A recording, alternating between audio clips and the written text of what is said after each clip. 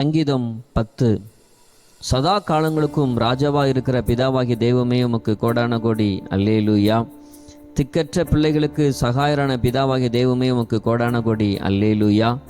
ஏழைகளை மறவாத பிதாவாகி தெய்வமே உமக்கு கோடான கோடி அல்லேலூயா.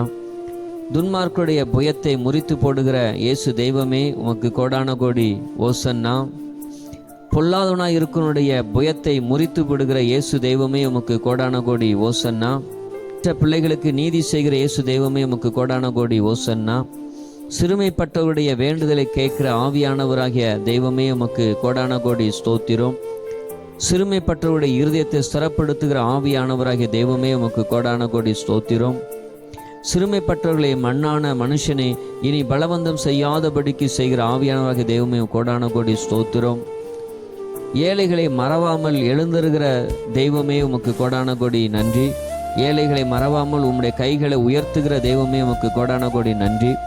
ஏழையானவன் தன்னை உமக்கு ஒப்பு கொடுக்கும் போது அவனுக்கு பதிலளிக்கிற தெய்வமே உமக்கு கோடான கோடி நன்றி.